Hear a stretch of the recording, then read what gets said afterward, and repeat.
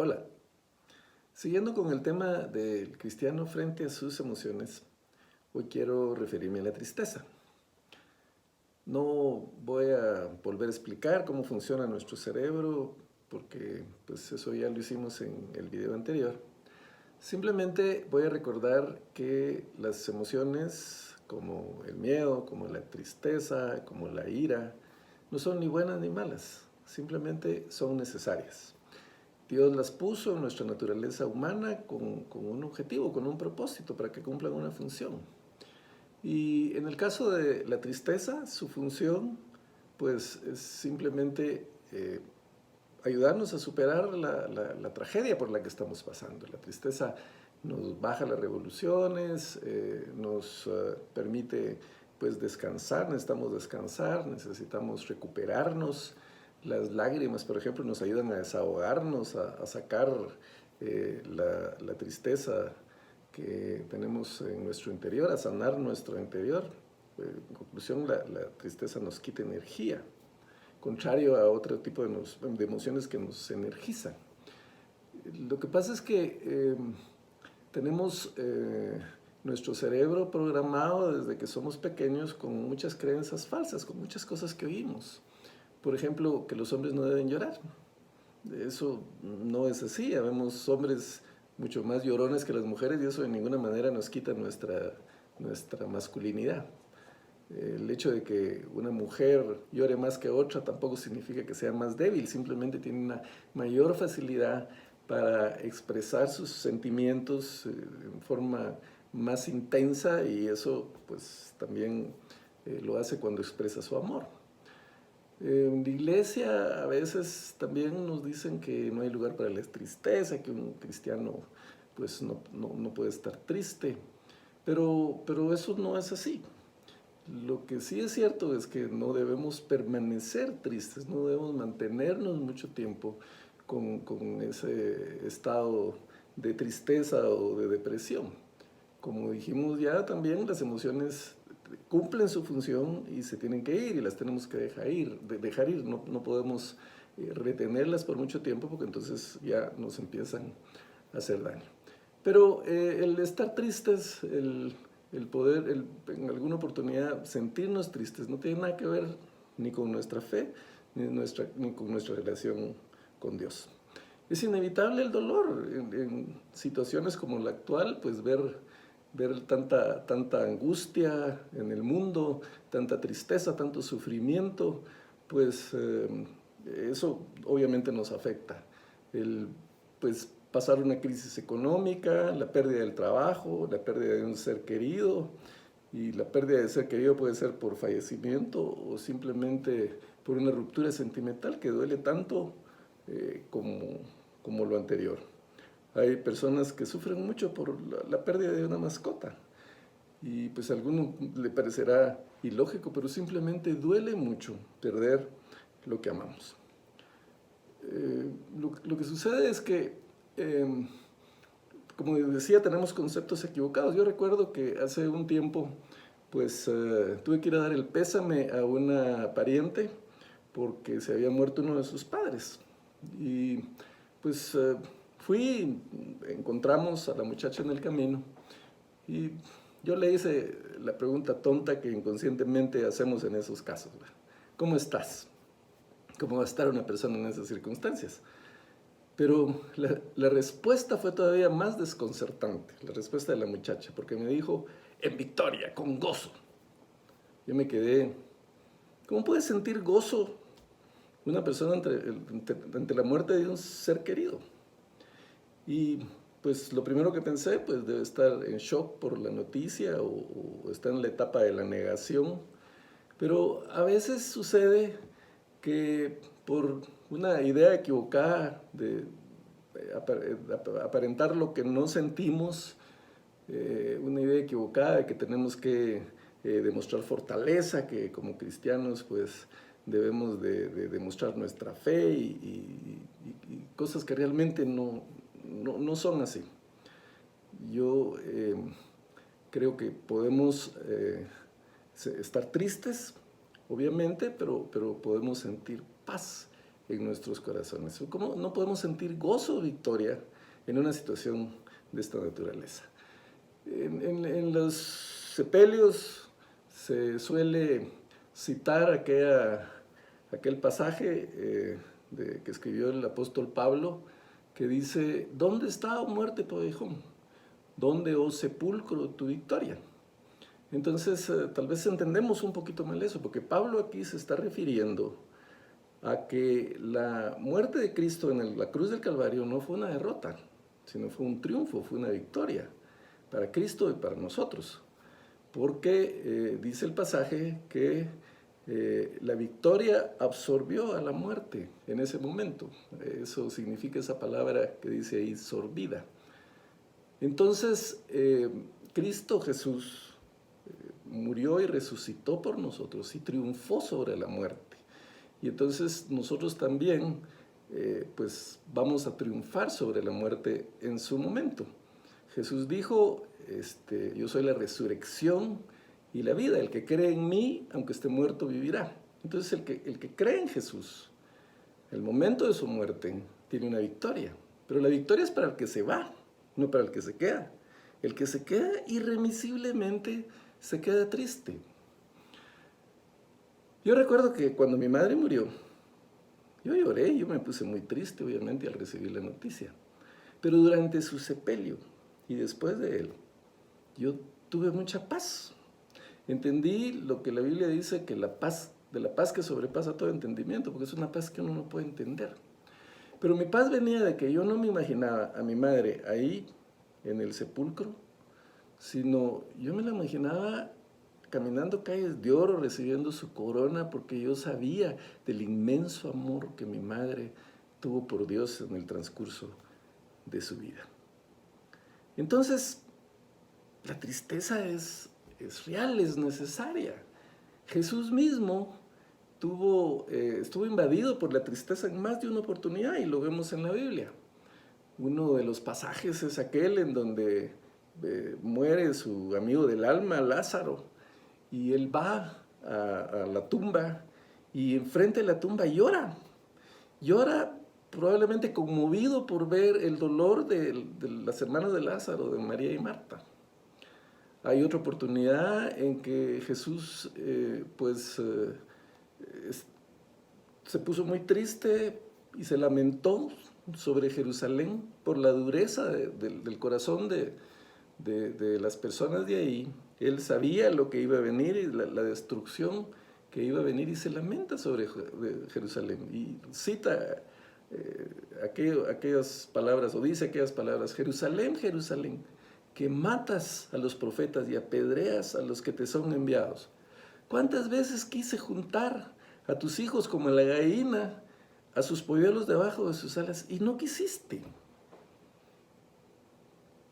El Señor se pone triste ante la dureza de nuestros corazones, ante nuestra rebeldía, cuando nos apartamos, y Jesús lo demostró ahí.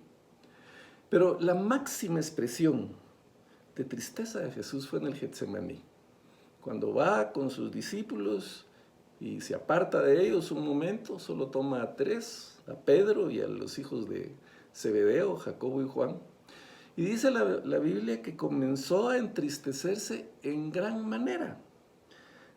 Tanto se entristeció que abrió su corazón con aquellos discípulos y les dice: mi alma está triste hasta la muerte. Y escuchen esas palabras: triste hasta la muerte. Jesús, como un perfecto ser humano que decidió ser, porque él renunció a su naturaleza divina para hacerse humano como nosotros, y en su condición de humano cayó en ese momento en una profunda depresión, tocó fondo, triste hasta la muerte, sentirse morir de tristeza. Eso fue lo que él sintió. Y eso, pues obviamente, de ninguna manera pudo ser falta de fe, ni mala relación con Dios, definitivamente. Pero Jesús no permaneció en la depresión, no permaneció en la tristeza. Simplemente se desahogó, sacó la tristeza, oró, clamó al Señor, y se sometió a su voluntad y se levantó. Se levantó y con valor y coraje fue a enfrentar lo que sabía que le esperaba. De paso, regañó a los discípulos por dormilones, ¿verdad? Que se habían quedado ahí durmiendo. Pero podemos estar tristes, necesitamos estar tristes en determinado momento. Pero cuando la tristeza cumple su propósito, la tenemos que dejar ir, porque no es bueno ni saludable para ninguno permanecer tristes, permanecer deprimidos, pasar en esa condición por mucho tiempo. Claro, es fácil decirlo, pues, pero dejar la tristeza o salir de un estado depresivo no es nada fácil. Sin embargo, contamos con muchas herramientas que nos pueden ayudar a paliar la tristeza. Quiero aclarar que estamos hablando de la tristeza pues hasta cierto punto normal por un acontecimiento trágico que sucede en nuestras vidas, que no tiene que ver con la tristeza patológica, por ejemplo, que muchas personas sufren a veces sin ni siquiera una razón aparente. Eso pues obviamente necesita un tratamiento profesional, un tratamiento médico urgente, porque puede tener pues consecuencias trágicas para la persona. Pero volviendo a la tristeza normal, pues eso es producto de nuestra memoria episódica, que guarda ahí en nuestro sistema límbico eventos del pasado, especialmente eventos trágicos o traumáticos, con el objetivo de que cuando nos enfrentemos a una situación similar, pues estemos preparados para afrontarla. Y como dijimos, pues es para proteger nuestra vida. Por ejemplo, si nosotros por manejar a excesiva velocidad en determinado momento tenemos un accidente pues con algunas consecuencias graves, pues eso va a quedar en nuestra memoria para que la próxima vez que nos sentemos al timón tomemos las precauciones adecuadas, manejemos con prudencia y no volvemos a caer en lo mismo. Cuando hay algún tipo otro tipo de evento trágico, pues también está en nuestra memoria y nos ayuda a fortalecernos para afrontar una situación similar después.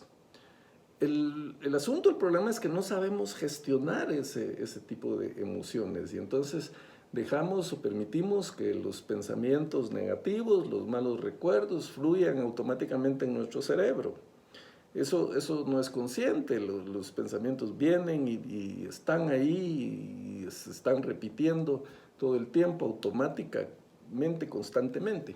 Pero a veces nosotros mismos evocamos esos pensamientos y estamos recordando y recordando siempre lo mismo. Entonces, una estrategia que podemos tomar, que es importante, es trasladar esos pensamientos o simplemente usar nuestra parte pensante, la parte prefrontal del cerebro, nuestra corteza cerebral, en donde está la capacidad de decisión, la capacidad de razonamiento, lo que nos permite pensar. Y tenemos la habilidad de poder usar esa parte para desactivar los pensamientos automáticos. Si estamos utilizando la parte consciente de nuestro cerebro, no podemos usar la parte inconsciente al mismo tiempo. Simplemente usamos una de las dos. Entonces, concentrarnos en lo que queremos pensar y pensar en cosas positivas. Podemos involucrarnos en actividades nuevas, eso ayuda mucho. Aprender un nuevo idioma, tocar un instrumento musical, incluso alguien que no sabe manejar, el aprender a manejar requiere concentración total, concentración plena, lo que los gringos llaman mindfulness. Iniciar un proyecto nuevo, un emprendimiento nuevo, un nuevo trabajo. Si no hacemos ejercicios, pues empezar un programa de ejercicio aeróbico. Hay muchas cosas que podemos hacer y esta crisis mundial nos da oportunidades invaluables en este momento, porque nos da algo de lo que todo el mundo se queja que no tiene, y es tiempo. Tenemos tiempo ahora. Y ese tiempo lo podemos utilizar de muchas maneras. Hay cursos gratis por internet ahora constantemente que nos pueden ayudar, nos van a dar habilidades, mejorar habilidades que no tenemos para poder pues encontrar un mejor trabajo o dedicarnos a lo que realmente nos gusta, a lo que realmente queremos. Leer, dependiendo de lo que se lea, ¿va? Pues también puede ayudar mucho, especialmente la Biblia. Si leemos la Biblia nos da paz, nos da consuelo. El Señor nos habla a través de su palabra, a través de la Biblia, y ese es un recurso también muy importante que tenemos. Y pues obviamente vamos a leer cosas que nos animen, no nos vamos a poner a leer una novela dramática o nos vamos a poner a oír música de esa para cortarse las venas que dicen, ni vamos a ver una película triste como El milagro en la celda número 7, que puede ser muy buena para verla en época normal, pero en época de tristeza, de depresión, pues no creo que ayude mucho. La oración, eso fue el primer recurso que Cristo oró, la oración, la intimidad con Dios. ¿Qué mejor herramienta para paliar la tristeza? Simplemente son recursos indispensables que podemos tomar. Y pues otra forma efectiva y que es importante hacerlo es enfocarnos en el presente, en el aquí y en el ahora. Lo que tenemos actualmente, eso es lo que realmente vale. El pasado se fue, ya no está, ya no tiene por qué regresar al presente y afectarnos el presente. Pero lo que pasa es que tenemos la mente dualista, esa mente que nos ubica en el pasado, que nos hace vivir nuevamente todos esos eventos trágicos y los transporta al futuro para pintarnos un panorama negro. ¿Qué va a ser de mi vida? ¿Qué va a ser ahora? Ya nada va a ser igual, no voy a poder vivir. La vida nunca es igual. La vida es como el agua de un río. Pasa y nunca vuelve a pasar otra vez. Así es la vida. Estamos en un cambio constante. Es parte de nuestra vida el cambio. Entonces, no debemos permitir eso. No debemos vivir en el pasado. Cuando recordamos el pasado, volvemos a sufrir lo mismo, como que estuviéramos ahí en este momento. Entonces, estamos distraídos pensando en el pasado y pues nos perdemos de disfrutar las cosas que nos quedan, las cosas que todavía tenemos. Hay una historia de Charlie Chaplin, ustedes saben que fue un cómico que hizo reír a millones de personas sin decir una sola palabra, pero también hablaba y también contaba chistes y era bueno para contar chistes. Entonces en una oportunidad le dijeron a Charlie Chaplin, cuéntanos un chiste. Y Charlie Chaplin contó un buen chiste y la gente se rió mucho. Entonces, como les gustó, le dijeron, cuéntanos otro chiste. Y Charlie Chaplin volvió a contar el mismo chiste. Entonces ya se rieron unos cuantos, ¿verdad? Pero otros no. Y en una tercera oportunidad, Charlie Chaplin vuelve a contar el mismo chiste. Ya nadie se rió. Entonces Charlie Chaplin les pregunta, ¿y por qué no se ríen de mi chiste? Y le dicen, pues si has contado 3 veces el mismo chiste, pues ya no nos hace gracia. ¿Y por qué somos tan exigentes, les dice, para ser felices? Y los eventos del pasado los recordamos y volvemos a sufrir una y otra vez por lo mismo. Y eso es lo que pasa, eso es lo que hacemos. Volvemos a vivir la tragedia. Subvaluamos lo que tenemos, subestimamos lo que actualmente tenemos y le restamos valor a las personas que realmente nos aman y que están con nosotros y que dejamos de disfrutar. Entonces, hay herramientas para salir de la depresión, de la tristeza, pero tenemos que tomar la decisión de salir. Nadie la puede tomar por nosotros. Es hasta cierto punto normal que entremos en una crisis existencial. ¿Para qué estoy en este mundo? ¿Cuál es el objetivo que tengo? ¿Ya? ¿Cuál es la razón por la que vivo? Y siempre hay una razón. Dios tiene un propósito para nuestra vida. Y tenemos que encontrar esa razón. Hay un libro que se llama El hombre en busca de sentido. Te los recomiendo. Y es la historia de Viktor Frankl, un neurólogo y psiquiatra austriaco en la época de la Segunda Guerra Mundial. Era de origen judío y entonces fue apresado por los nazis y fue llevado a los campos de concentración.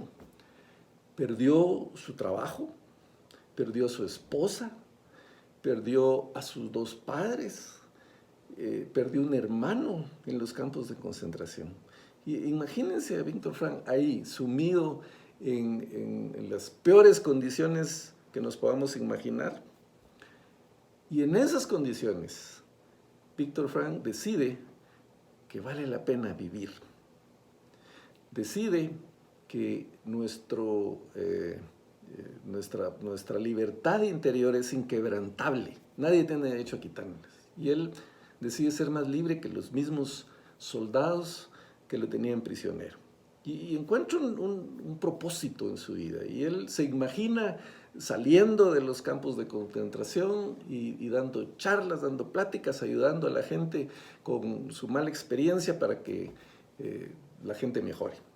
Y desarrolla una escuela psicoterapéutica que se llama la logoterapia. Y el objetivo de la logoterapia es ayudar a las personas a encontrar el propósito de su vida. Entonces siempre hay un propósito. Ese propósito para salir adelante puede ser nuestra familia, pueden ser nuestros padres, pueden ser nuestros hijos, puede ser nuestra pareja, o como en el caso de Víctor Frank, nuestro propósito puede ser útiles a la humanidad. Tú eres una persona muy valiosa.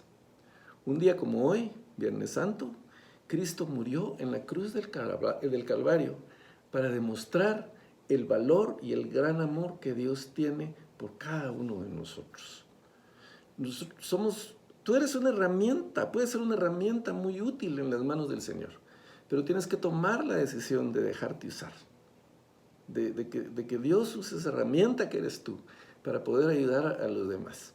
Tenemos que dejar de pensar un momento en nosotros, ya no podemos seguir compadeciéndonos de nosotros mismos. Hay mucho dolor, mucha tristeza, mucha pobreza, mucha necesidad, mucha hambre en nuestro país y en el mundo.